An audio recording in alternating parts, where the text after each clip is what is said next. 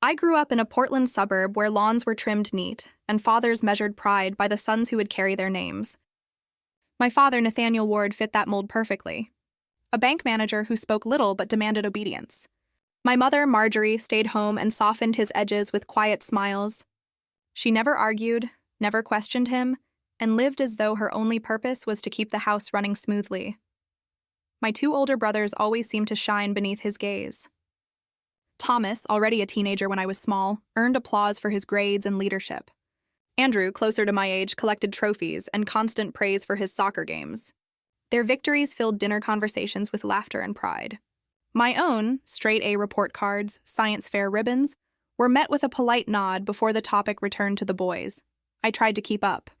I studied harder, ran faster, even asked for toy trucks instead of dolls, hoping maybe my father would finally notice.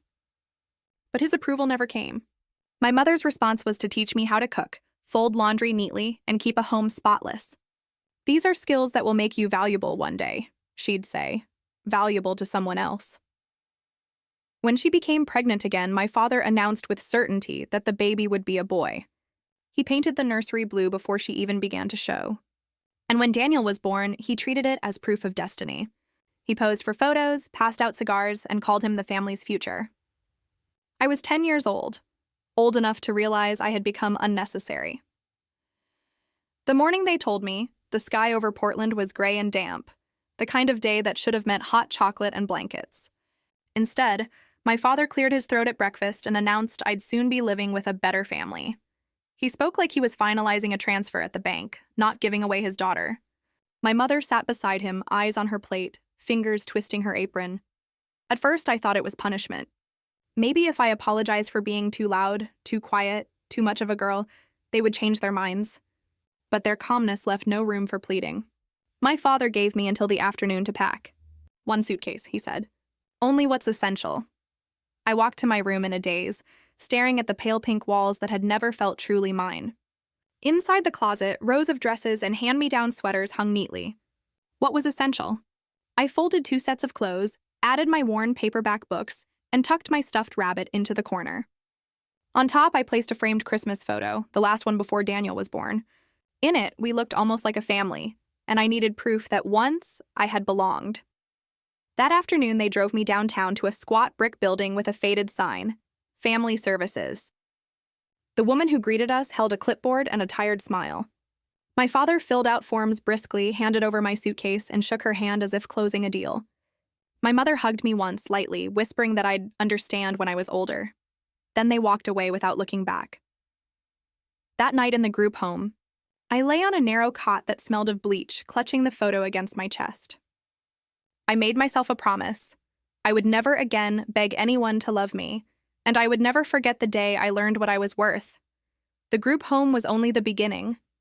Within weeks, I was placed with my first foster family, a crowded house on Portland's east side where 6 other children shared too little space. The older ones bullied the younger, and the foster parents acted more like wardens than caregivers. Meals were loud and rushed. Beds were crammed into rooms with peeling wallpaper. I learned to keep quiet, to move unnoticed, to disappear into the background where no one could target me. When that placement fell apart, I was sent to a childless couple in their 40s who spoke gently at first, calling me sweetheart and buying me new shoes. For a few weeks, I thought maybe this was what family was meant to feel like. Warm dinners, questions about school, a softness in the air. But by the second month, their patience thinned. They wanted someone younger, more pliable, someone they could mold into the baby they'd never had. At 10, I was already too independent, too scarred. One morning, they packed me up again like a parcel and sent me back to the agency. The next home was tidy, with trimmed hedges and locked cabinets. The parents followed every rule and paid every allowance, but their eyes lingered longer on the stipend checks than on the children. I was a number on a ledger, another mouth that brought in money. Their smiles never reached their eyes, and I stopped expecting them to. Those years taught me survival through invisibility. I folded myself into corners, filled notebooks with perfect schoolwork, and never asked for more than what was required. Teachers praised me for being disciplined, but none saw that my silence was not focus, it was defense. The only person who seemed to notice was my social worker, Elena Torres. She visited each month with a clipboard and sharp eyes that missed very little. "You're bright, Celine," she told me once, leaning across the table. "But you're hiding behind those grades." I didn't know how to answer. Still, part of me wondered what she saw that others didn't. A question that lingered when she mentioned a man named James Calder. "His name is Jameson Calder," she said one gray afternoon, tapping her pen against a folder. "He lives just outside Portland, in a house with too much space for one man. He's 62, a widower, no children of his own. He wants to foster again." I nodded, unmoved. I'd heard promises like that before. A week later, I sat stiffly in Elena's car as we drove down a tree-lined lane that ended in front of a craftsman-style home with deep eaves and a wide porch. James Calder was already waiting, leaning against the railing with practiced patience. He was tall and lean, silver-haired with calm blue eyes that met mine without forcing a smile. "You must be Celine," he said.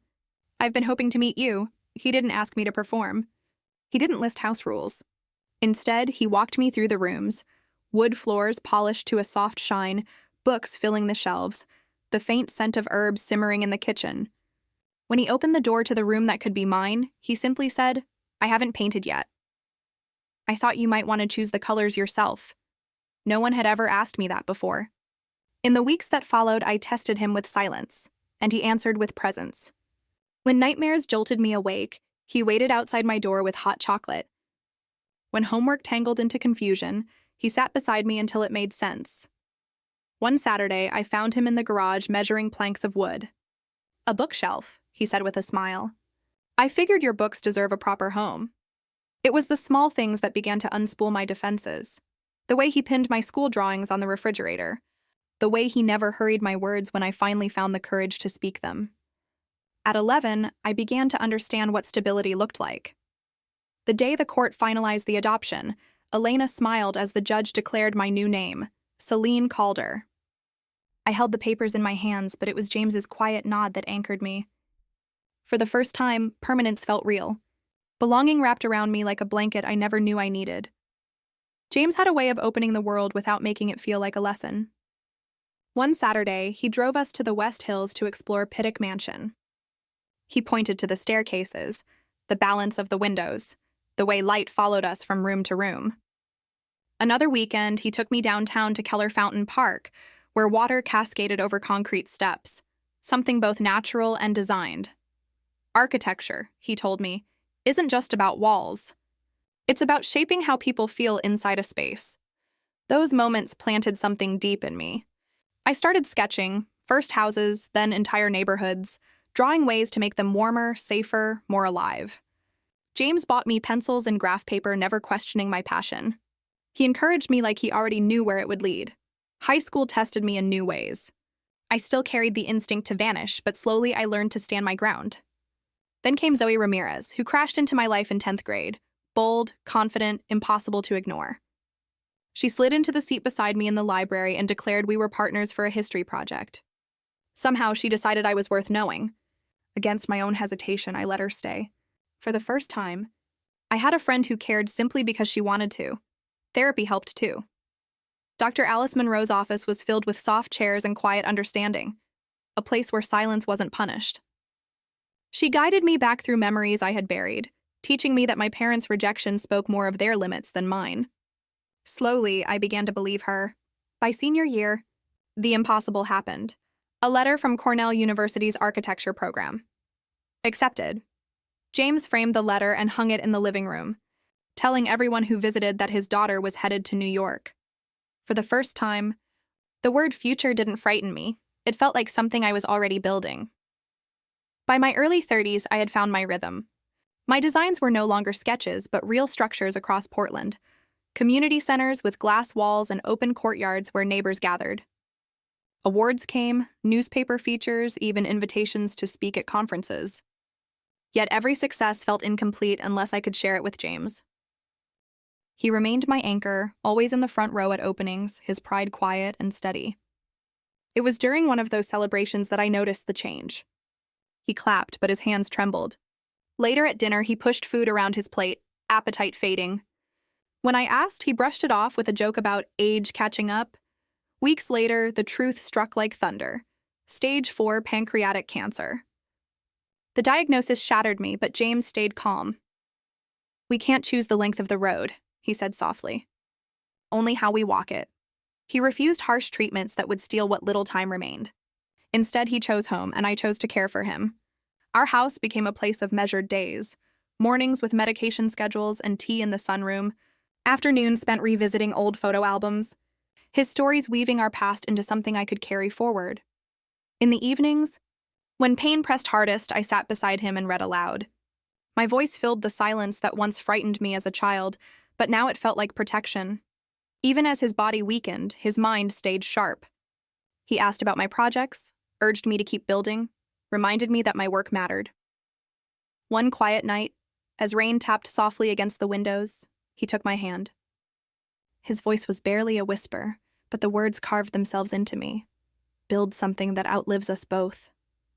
I stayed with him until the end, holding his hand as his breathing slowed, telling him he had given me more than any blueprint ever could. When silence finally came, it felt as though the world had shifted. Beneath the grief, though, was a steady pulse, a promise I would have to keep. The weeks after James's death blurred into a fog of condolences and paperwork. I moved through it all as if underwater, every motion slowed by loss. When the lawyer called me to his office, I expected little more than formality: his house, his savings, maybe a few keepsakes. What I did not expect was the number written in black ink across the will. James had left everything to me: his home, his investments, the remnants of the business he'd sold years ago. Altogether, it totaled over $27 million. For a long moment, I just stared at the figure, unable to reconcile it with the man who wore flannel shirts and old gardening gloves. He had never lived lavishly. His joys were simple: books, quiet dinners, and my company. Learning that he had carried such wealth all those years made me realize how little I had understood the depth of his sacrifices. He had saved, invested, and quietly protected, and now he was entrusting it all to me. The news spread quickly. Within days, local papers ran headlines: "Architect inherits quiet fortune." My face, pulled from a company website, appeared beside stories I never asked for. Colleagues offered awkward congratulations. Strangers treated me like a curiosity, and acquaintances hinted at new opportunities that suddenly felt poisoned. At night, I lay awake in the quiet house, the walls heavier without James's presence. Wealth didn't soften the grief, it sharpened it. The money felt less like a gift and more like a burden, pressing me to prove I was worthy of what he had built. One evening, I walked through his study, running my hand along the spines of the books we once read together. That fortune, I realized, was his final lesson. He hadn't left me money to spend. He had left me the means to keep building, to honor the promise I'd made at his bedside. That's when the doorbell rang, its sound cutting through the silence, pulling me into a chapter I never saw coming. 3 months after the headlines, I had begun to find a rhythm again. I split my days between work and sorting through James's belongings, donating what could go, keeping what still carried his scent. The house remained quiet, but I was learning how to breathe inside that quiet. One rainy afternoon, the doorbell rang again. Through the glass, I saw a man in his 60s, well-dressed but worn at the edges. When I cracked the door open, he said a name I hadn't heard in decades. "It's me," he said. "Your father?" "Nathaniel Ward." The air left my lungs.